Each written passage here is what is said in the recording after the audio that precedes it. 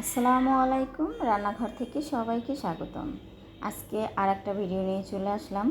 বিকেলে নাস্তার জন্য পারফেক্ট একটা খাবার, আর বাচ্চাদের জন্য তো পারফেক্ট। বাচ্চারা অনেক অনেক পছন্দ করে, রেস্টুরেন্টে যেও এভাবে খাবার খেতে চায় ওরা। তো আমি বাসায় যেভাবে বানিয়েছি, এটা হচ্ছে আপনার জালি কাবাবটা তৈরি করেছি চিকেন এবং আলু দিয়ে, আলু সেদ্ধ দিয়ে। আপনারা এভাবে বানিয়ে খেতে পারেন। এখানে আমি সেদ্ধ আলু নিয়েছি আর চিকেন নিয়েছি, আর আমি কিছু মশলা এখানে অ্যাড করেছি।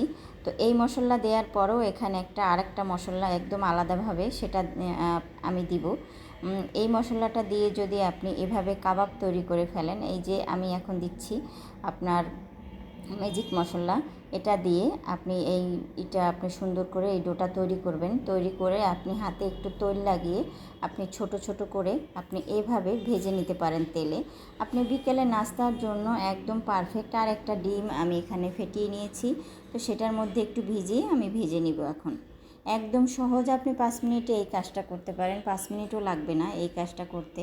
কারণ হচ্ছে আপনার বিকেলে নাস্তার জন্য বা একটা গেস্ট আসলো আপনার বাসায়, আপনি তাড়াতাড়ি করে এই কাজটা করতে পারেন, এইভাবে রান্না করে দিতে পারেন, ভেজে দিতে পারেন।